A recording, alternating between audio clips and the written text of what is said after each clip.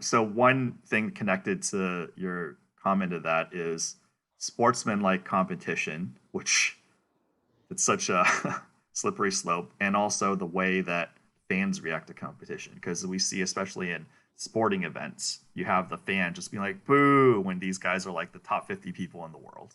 Yeah, I know they don't do everything perfect every time in every situation. Clearly, they're worthy of derision, right? No Yeah. longer, it's just absurd. Like that's obviously the standards that people hold for competitive athletes or competitive anything. You know, the people that are actually willing to take the huge risk and put themselves out there. And the way that people feel entitled to criticize is frustrating. That also happens, of course, with game development. You wouldn't believe the amount of hate mail that our company receives endlessly, Um, despite the fact that we're giving them a fully fleshed out, amazing game that you can play for thousands of hours completely for free. And yet they'll still feel entitled to just complain bitterly, endlessly about every little tiny thing that they don't like. that's the difference between creation, competing, and destruction. Like this world was obviously built, but what we see today around us is obviously built off construction. Maybe there was constructive criticism, but like if people don't build things themselves, they don't have an appreciation for the process or just like compassion or empathy for the process. Yeah, I think what's so crazy too is that we're living in like version 15 or something of the world. That's just a guess. But the fact is that how many previous societies have like built up giant things and built It just entire died. cities and infrastructure, and it's fallen into disrepair and collapsed and been replaced, and then things have built on top of that, on top of that, on top of that, and the world that we currently occupy that looks like it's been here forever is just a it's just a consequence, a relic of just the last, I don't know, 20, 30 years. Nearly everything that you interface with, certainly all the cars, for example, most of the road, it's all new, and everything built on the back of everything that came before that. That certainly applies to technology too. So what do you think? I haven't paid that much attention, but it seems like because of freedom of speech and people, typing behind a keyboard, toxicity of players has gotten exponentially higher since we were coming up because you don't have the threat getting punched in the face if you're out of line. Yeah, I, I mean, obviously, I think that that's a sort of broader indictment of social media culture in general. I mean, this is something that I think people will be. It's going to be something that society as a whole is going to be grappling with for, I mean, the foreseeable future. This has come up tremendously, at least personally for me, in the last few months. I made the mistake of starting to engage politically on Facebook, which is Oh, something I really regret. I ignored Facebook for years and years and years. I actually started using it more often because I subscribed to a couple of disc golf related Facebook fan groups, specifically related to disc golf form and stuff.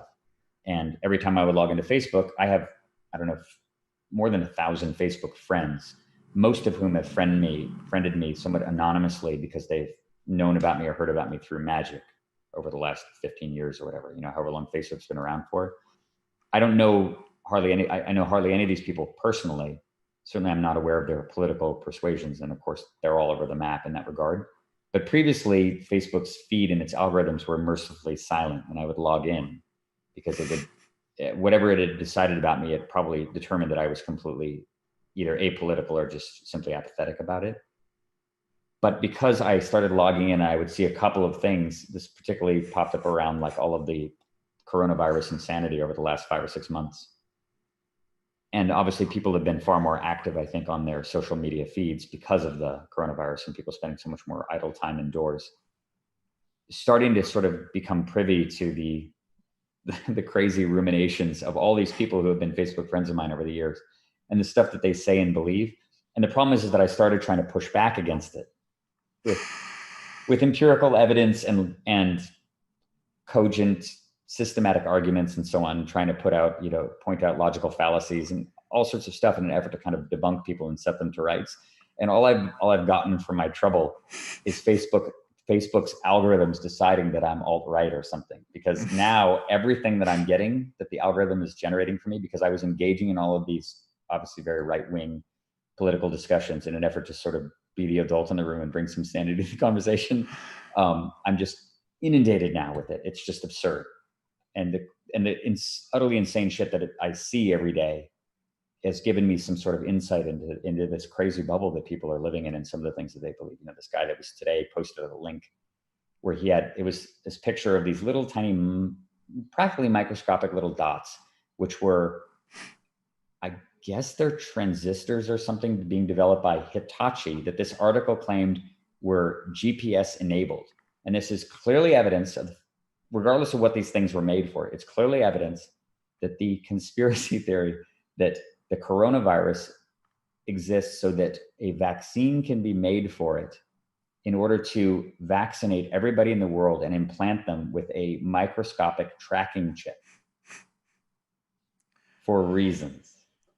That's what, there's honestly a whole bunch of people that believe that. And when social media has gotten to the point where people can be radicalized so quickly in their little tiny myopic echo chamber to believe something that's so obviously insane on its face, and obviously the more you think about it, the more insane it becomes. But there are now likely hundreds of thousands of people that believe this. That is a commentary about something that's gone horribly wrong with what these sites are meant for and what they're meant to accomplish. And I don't know what the solution is. I just don't, because you have these people, for the first time in human history, you have these disparate groups of people spread out all over the world who are able to go and exist and correspond and converse in an echo chamber with no pushback. There's nobody there to push back against them. So they can just, they can go down these crazy rabbit holes that are irretrievable. And before you know it, you have things like QAnon and Pizzagate and stuff. There are also customizable rabbit holes too, like the ability to like block people or just like customize your feed. Oh yeah, like, no, you're right, exactly. If someone tries to say anything dissenting, you can just block them. Or you just say, oh, stop listening to CNN, you brainwashed sheep. You know, that's the kind of thing that I get all the time when I try to say anything at all. I'm like, wait. At which point did I reference CNN in this? Like, why is CNN the boogeyman? It's hilarious. Like, if you try to go and push back against some of these people, they just will instantly go to CNN. The CNN is just the boogeyman. It is. Like, dude, I haven't watched a CNN broadcast in, I don't know, 10 years. Like, what the hell are you talking about? What is CNN? I have no idea what's even on CNN. But yeah, it's definitely a big problem. And I mean, obviously, social media has produced a lot of good in the world. I think undeniably, it allows people to be connected in a way that no human society in history has ever been able to enjoy. But its ability to isolate and radicalize people is also unprecedented. And I think that a lot of people just do not possess the emotional and mental faculties to make the proper discerning choices about what's right and what's wrong. They just don't have proper critical thinking, and they're just completely victimized by it. I think the poker world especially is difficult to get over deluding yourself of how good of a player you are. So especially in my older age, I tend to be more conservative, and I don't need to. You're only 42. The what? You're not old. You're only 42. I know, but I'm at the juncture where clearly when I was younger, it was okay to have the attitude of max EV, like when I play. But now it's just like when I sit down to game, make sure I'm plus EV, and it doesn't need to be like, it doesn't need. I don't need to be challenged, so to say, because part of my income is from poker, not nearly this big of a fraction as before, but like it's important. Like, once and I've done enough to satisfy my ego, like that if I really had to compete in the games that I'm interested in, I'll do decently well. I may not be as proficient as I was before, but like I don't have any reason to suspect any differently. Whereas like I get it when it's a dangerous path when people have a chip on their shoulder, or they want to prove to their peers, they want to prove to their family that they're good at something, but it's never gonna. You can't convince somebody that just doesn't believe in the matter to begin with if they don't want to believe it. Yeah. So like I said with the Joe Rogan, Jimmy Kimmel thing, I learned from my family, not even dealing with convincing them. I used to be naive and just be like trying to convince them that gaming is a thing. And if they don't want to believe it, I would realize now. I mean, I always knew they wouldn't believe it, but like I should have put my foot down in this way. You know, my family obviously has, or no, obviously, they have PhDs, which are obviously strong achievements, but Yeah. a PhD is like, you know, a city level achievement, and there's like national levels, world level. Like you and I have hit the world level in gaming, and it's not like a justification that, yeah, we need to head down this path, but clearly we have merit there, and clearly if we bring value to the world, then they have to let go whatever their personal belief is. If we're not intruding on their beliefs, it's time to let go and be like, okay, you do what you do, but don't come to me and have any you know, berate me or challenge me when clearly it's the merit's been in the world. And that's, again, our talk is to communicate to people who are younger, who are in these kind of environments, to, yeah, like, don't degen your life away or don't waste your life away with these things. But if you're truly passionate, you can bring merit to the world and you can be productive, it's doable. And you're a little bit older than me, so you have a little head start on the responsibility side. But we're both, you and I hope, are a good influence on these Do you younger have any kids. kids? Huh? Do you have any No, kids? no. Okay. But at least, like, hopefully when they see our results, we've obviously made mistakes in life, and we've had times where when we competed, we're like, okay, this is not financially viable, but we have enough achievements. We're like, okay, we could let go of our ego and move forward with life. Yeah, I mean, just based on what you said there, and the point that I was trying to make before, is that I think that such a quintessential part of self-esteem is, I mean, obviously it's cliche to say believe in yourself. That's something that's always sort of bandied around. But I think that really a huge component of that can't be overstated is this idea of not just having tremendous respect for the things that you choose to do, but also extending that respect to the choices that others make as well. I think it's such an integral part of that, that when you just sort of comport yourself with a degree of understanding, empathy, and respect for the choices that other people make, provided obviously that those choices aren't harmful to others. But even if there are life choices that you don't necessarily understand, conferring that same degree of respect, it does tend to kind of get reflected back at you as well. That if you can kind of relate to people in that way, share the passion that they feel, try to understand and empathize with it, and obviously don't be judgmental about it. This is sort of like, you know, older in life philosophical notions, but I think that it will definitely take you further in general. And who knows, you might actually wind up learning about or coming to understand and grow passionate about something that you would have initially dismissed out of hand. And maybe that turns out to be the thing that you're actually passionate about, because you could be mentored by the person who did it that you initially showed great respect for and admiration for. I always sort of try to, I'm really about deference, about being deferential to people who have taken the time to really gain mastery abilities at things and to understand them. I think one of the worst things you can ever do is never ever operate on the assumption that you have, don't be an embodiment of the Dunning-Kruger effect.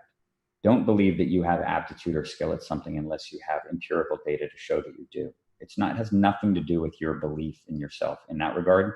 Pay attention to what the evidence shows. This is another thing that I tell people all the time when it comes to people developing magic decks or trying to develop a particular strategy in Magic, but also really just a deck. That if you're playing game after game after game with your Magic deck, and you play against somebody and they're kicking your ass over and over and over again, maybe particularly if you're doing something like practicing for a tournament, but even if you're playing casually, don't ascribe the outcome to you just getting unlucky. It's not you getting unlucky. The worst thing you can do is look at the results and think that the results don't prove anything, that they're not demonstrative of some great flaw that your design might have. It's almost always the fact that your perceptions of your deck are incorrect, and the evidence is what you should be paying attention to. Because If you lose, you're playtesting against your friend. If you lose 8 out of 10 games, or you lose 14 out of 20 games or something, that's not luck. You're losing because you're a big underdog. In fact, it might be the other way around. You might be actually getting lucky. Maybe you're a 10-1 underdog and you're getting lucky. Certainly you're not getting unlucky and that's causing you to lose that much. And to go and ignore the evidence and to simply say, no, I know better. I know better than what the evidence is showing. That is going to certainly set you up for a great deal of frustration and failure in not just in Magic, but in life in general. I think that being an evidence-based person, and obviously with regards to poker, of course, one of the mantras that's repeated over and over again is be decisions-oriented and not results-oriented. Being results-oriented is just sets you up for so much frustration and failure, particularly because of how vulnerable it makes you to confirmation bias as well. Like a very good friend of mine who's a great Magic player. I don't think you've ever met him, but he's sort of my commander collaborator. And he is maddeningly results oriented when it comes to his assessment of decks and cards. It's so frustrating. I can just never get past it. Like we'll change one card in a commander deck and he'll have literally one game where the card comes up and it wasn't good.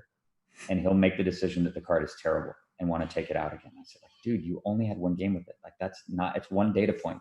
You need more data points before you can decide that. Like if it's bad in 5 games in a row, then we can have a conversation. But particularly with regards to Magic, always be decisions oriented. Do not be results oriented. You just can't be, because it will take you down all sorts of bad paths with regards to not only your play, but also the kind of cards that you tend to use. And be open-minded and evidence-based in general, not just in Magic, but in everything. So definitely continuing the points you made in contributions that you had to Magic. Like I only have a fraction of like whatever you contribute to the game, and I've had your personal attention. I can't remember any articles you've written because you're writing to the masses, but the micromanagement like you've given to me, like somehow, I mean, maybe it's obvious to you, like spotting what I can't see or knowing exactly what to say to, get me to move to the next level. That's the same thing as when people just search for the answers through Google or Wikipedia. It's like, yeah, you're starting at a higher level, but what you see and what you read is not even close to the full story and end all. Like throughout this podcast, I mentioned like several points where you're micromanaging and helping me. Find a mentor in what you want to do that is willing to do that, because like it's in my opinion that social media or just the internet and social media shows like the worst side of people. I think the general populace is generally like, they may not be as helpful as you to me, but they generally want to be positive, want to help. And so like I've gone through a lot of people who clearly recite Google like it's verbatim in the Bible, and like maybe it's true, maybe it's not. If it's not in my domain of expertise, I may not know. I use it as jumping off point.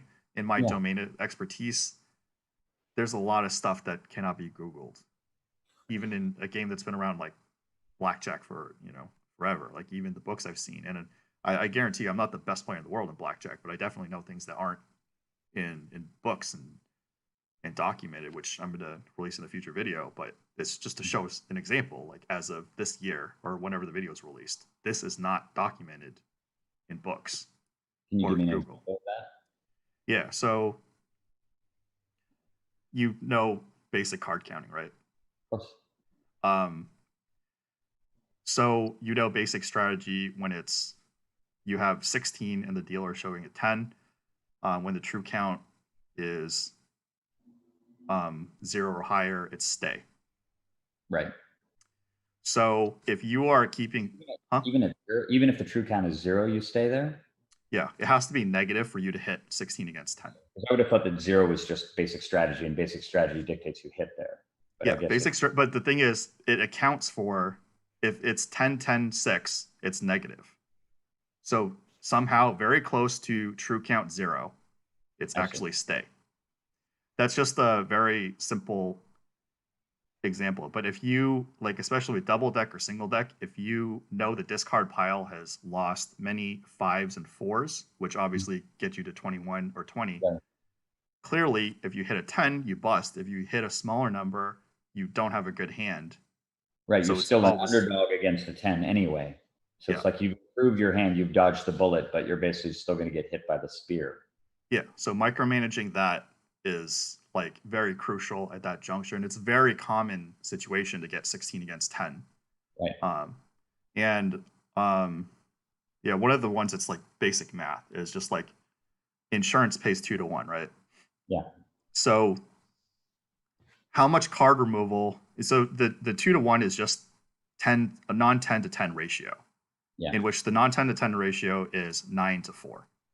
All you need is 8 to 4, and it's exactly 2 to 1. So in double deck, if you see 8 numbers and the ace is a face-up card, you clearly have odds for insurance.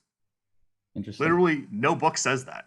No, But the books always say never ever buy insurance ever. Basically, that's sort of, or that's the basic strategy, is that insurance is a sucker bet.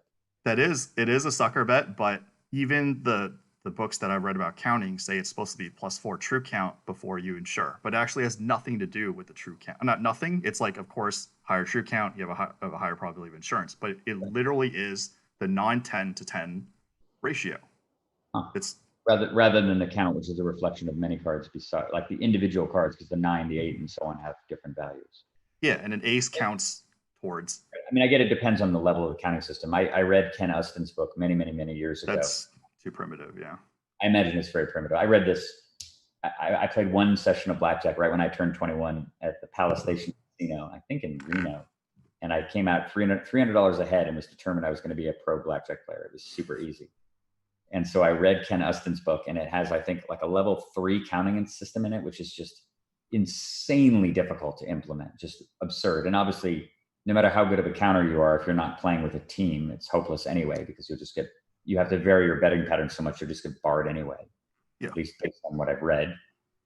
But anyway, it was absurdly, like, I did not want to sit there in a casino doing linear algebra for hours. It just felt like the worst life you could ever imagine. So that was the end of my Blackjack career.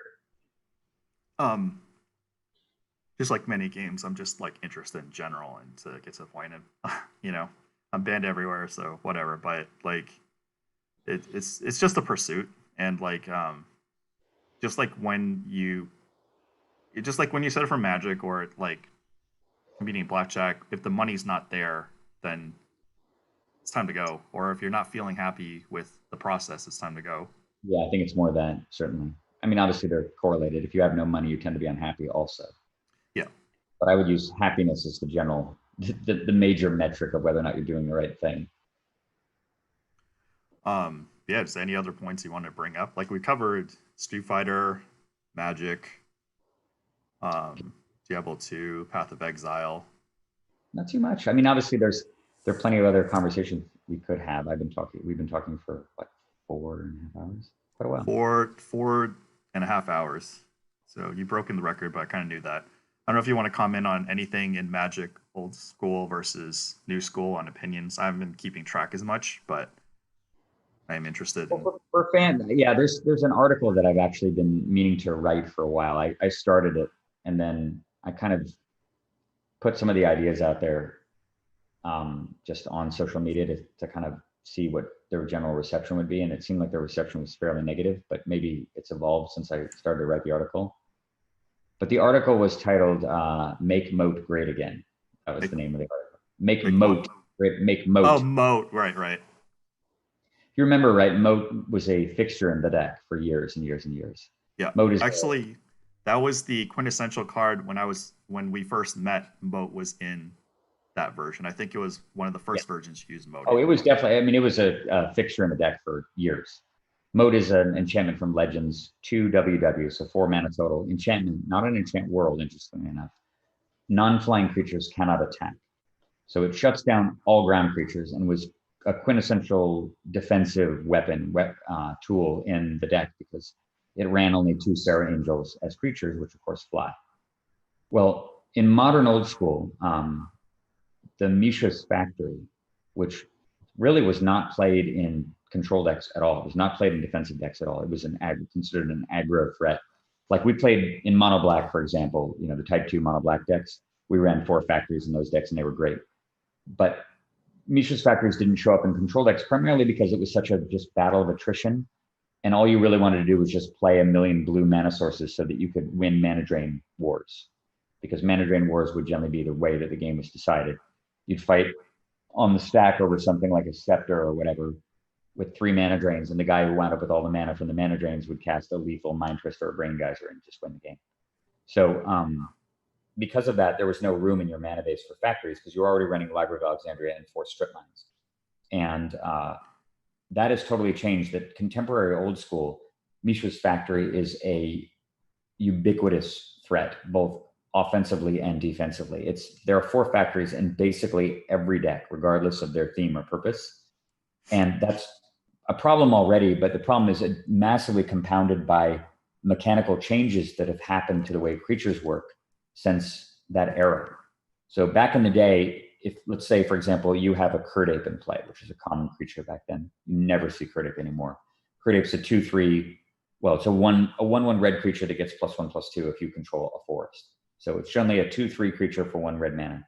If you have a Curd Ape in play, Wayne, and I have 3 Mishra's Factories in play, I'm sorry, let's go back, reverse that. You have three Curd Apes and I have 1 factory in play, which is not a totally uncommon situation. You attack me with the 3 Curd Apes. I block one of the Curd Apes with my factory, and before damage is dealt, I tap the factory to make itself a tapped 3/3. The net result is the factory and the Curd Ape bounce off of each other because the rules said that tapped creatures don't deal damage. And I take 4 from the additional untapped Curd Apes, and I take 4 damage. And unless I deal with those apes, very quickly the game's going to be over, like within a couple of turns, right? I need to draw a moat or multiple Swords to Plowshares or maybe another factory to stop the bleeding. But a single factory will just blunt some damage, and I'll meanwhile take damage from the other ones. With the modern rules, in that situation, you have 3 Curd Apes and I have 1 factory. You don't attack me at all. You can't attack because I assign my factory to block and I tap it to give itself +1/+1. It's now a tapped 3/3, but tapped creatures deal damage now. So your Curd Ape dies, I take 4, and now you only have 2 Curd Apes. If you attack again, I kill another one, now you only have 1. And you just lost 2 Curd Apes to deal 6 damage, and that's not worth it. So the net result is, in that situation, instead of taking 4 damage a turn and dying, my opponent just can't attack. A single factory does that. Imagine if I have 2 out. If I have 2 out, you can't attack with a Juzam Djinn because you'll trade a Juzam for a stupid factory. Because I'll block with both. They'll both tap to make themselves tap 3/3s. Now I've got a 6/6 blocker, or 2 pieces of a 6/6 blocker against your Juzam. And your Juzam dies and I lose a land. It didn't even cost me any mana. It's just ridiculous. So the Mishra's Factory problem is an overriding menace throughout all formats of old school. Every single deck, without exception, pretty much, at least at the top of any tournament, uses 4 factories. And they're just an auto-include in the list in the same way that you would include 4 copies of Mana Drain if you could, or 4 copies of Ancestral Recall if you could. It's just absurd. The card absolutely should be restricted. And if it's restricted, then the decks that currently are utilizing Mishra's Factories to win the game, like the deck, for example, which I'll provide you a picture of for later, they need to figure out another way to win the game, because you're not going to just, right now, my deck, its win conditions are 4 Mishra's Factories, the Brain Geyser, maybe, and a single Fireball, which gets sideboarded out a lot of the time. Nearly every game is decided by those 4 factories just killing my opponent in the late game when they're helpless. And so obviously the use of moat is totally antithetical to a strategy that involves winning with Mishra's Factories, since moat stops factories from attacking. And because factories are the way you win the game and also the way that you control the early game, you don't need moat because factories just block everything and they prevent your opponent from ever attacking on the ground. Moat is totally obsolete in modern day old school, even though it was the most powerful defensive tool that existed in 1994, that all the good, well, certainly all good versions of my deck used. So that's this crazy disparity that's going on because factory is a 4 of in every deck. And so the reason why my article is called Make Moat Great Again is because it's an argument and advocacy for the restriction of Mishra's Factory, which is long overdue. It would help the format in so many fundamental ways. Doesn't that affect things economically? Nah, I mean, Mishra's Factory was printed in 4th edition. So, and it was actually reprinted fairly recently, I think as like an alternate art picture as well. So economically, no, not really. You can get 4th edition Mishra's Factories for like $1. You know, they printed enough of them that it's not a card that's scarce. There are expensive versions like the Winter Factory from Antiquities cost hundreds of dollars, but that's entirely just cosmetic. It's just a different picture. So, I mean, I have 4 Winter Factories. I would happily see their value cut in half if it meant the card was restricted. People would still play it. I mean, you'd still play one automatically. It's so good. You'd be crazy not to use it as a restricted card, but it would no longer be an automatic 4 of in every single deck. And by extension, would open up the format in so many important ways. It would give aggro creatures like Savannah Lions, and well, Savannah Lions still shows up in decks just because it's so good in the deck. In the decks that run it, you know, basically tend to be blue, red, white kind of decks. Those are Mishra's Factory decks anyway. And Savannah Lion is just a good early threat, even if it does die to Factory, because they have Strip Mine, Lightning Bolt, Swords of Plowshares, Disenchant. They have a million ways to get past it. So the Savannah Line's better. I'm talking more in like the red-green kind of Curd Ape style deck, red, green, blue. That deck just doesn't exist in the ecosystem at all because of Factory. And by extension, control decks like mine don't even need to worry about including cards in the deck that actually win the game for you. You don't even have to care. You don't have to run Sarah or Mirror Universe or any of that stuff, because your mana base will just get there eventually. Yeah, it's pretty dumb. It's a pretty dumb situation that old school players have been abiding for like a decade or something with no, I don't know, it's just never really entered into the conversation. The only problem is that, and the card that's actually merited restriction in multiple formats is Strip Mine, because people feel that Strip Mine is antithetical to fun. They think that if 4 Strip Mines are allowed in the format, that people have all of these games where one guy draws 4 Strip Mines and the other guy just loses because he doesn't have any mana. And yeah, that does happen, but those games are definitely the exception rather than something that occurs commonly. The games where some guy draws 3 factories, and once the dust is cleared from all the spells in your hand, one guy's got 3 2/2s in play attacking, and the other guy loses automatically. Those are way more common. That happens all the time, and people just don't recognize that as a problem for some reason. Anyway, and then if you go ahead. No. It's definitely finished. Yeah, the final extension of that is that in all the formats where Strip Mine is restricted because people think it's unfun, they still allow people to play with the Library of Alexandria. So imagine how insane that card is to begin with, right? And how decisive it was in so many of the games that we used to play. Imagine only having 1 Strip Mine to combat your opponent's library. I remember. Basically lose automatically every time they play a library on turn 1. Like almost every time you just lose on the spot. That is pretty stupid. But no one will listen to the notion of banning Library of Alexandria either. I think the best version of the format, if people really want to maximize fun, is 1 Strip Mine, 1 factory, no library. I think that's the best version of old school. If there was a Weissman variant of old school, it would be that. It definitely opinionated on these cards, but it's a good thing. Like, it's a good thing to increase discussion. One thing, I don't know if I ever mentioned to you, like I might have in passing, but maybe I didn't, because I tend to not talk about these things. But there was like a Type 1 tournament in like somewhere in between 2004, 5, 6, somewhere around the line, and a lot of the lessons you gave me were very applicable, because I came up with a meta deck, and it was mainly blue-black. It was, a lot of people were playing Oath of Druids, the deck, or some version of the deck / Keeper. Yeah. I forgot what else is in the format. So, you know, this is what I find fun in Magic. Just show me the format and let me see if I could come up with something to combat the field. So I came up with blue-black mostly, and it was like, you know, Mandarin Force of Will, 4 Duress, or maybe it was like 3 Duress, because the 4th one wasn't as good, and then Shadow Mage Infiltrators and like 2 Hypnotic Specters. Nice. So it was basically turn 1, Duress you, turn 2, Mox Land, Spectre or Infiltrator, yeah. And then just have massive counters in your hand. And I ended up like top 2 or top 4. Awesome. But, and you just totally innovated it yourself? Yeah. Yeah, I mean, obviously with that deck, I would just worry about Oath of Druids, given that it's blue-black, you can't remove it. So if they get an Oath of Druids down, you're kind of like, creature plan goes out the window. I had a tech card, Recoil. Oh, you ran Recoil, okay. Yeah. So Recoil, yeah. I mean, it wasn't a good solution, but that was my, I mean, you know, obviously this is what I set out to do. It wasn't going to be the greatest of all time. I just innovated for that. No, it's very cool. Yeah, it's excellent that it worked out, actually. So a lot of your lessons came into play, which was the mana drain battles, in which with Duress, I can win counterspell battles against, you know, any blue variant.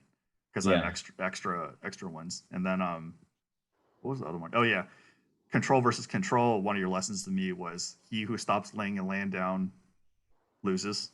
Yeah, usually. Something like Yeah, the first person to miss land drops loses.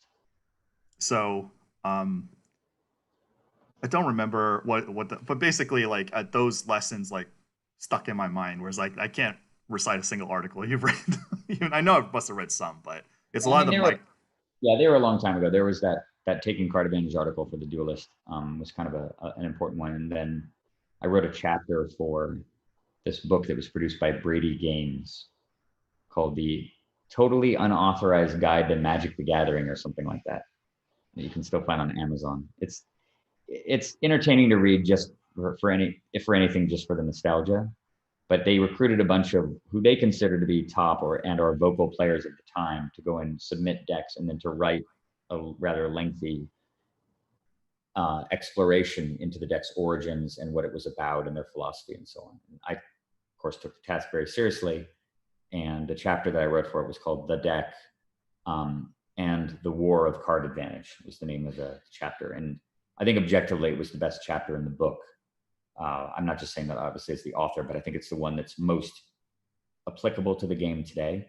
A lot of the people spent more time kind of talking about individual card choices in their own pet deck rather than talking about sort of broad picture things, which was very important to me and even back then, just to kind of educate and frame things so that one thing that's really important to me as a teacher is explaining things in a way that people can understand, that resonates with them, in using metaphors and so on, analogies that resonate with their own particular experience.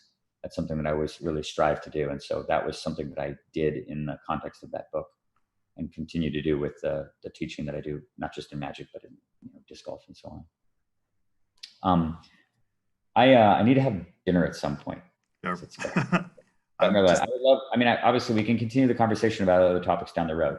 If you're happy, we could do a version 2 as well. So yeah, exactly. Thank you for your time, and glad to have you. Smash that thumbs up, hit subscribe, and we'll see Brian Weissman another day. Bye guys. Thanks for listening to all the stories. Take care.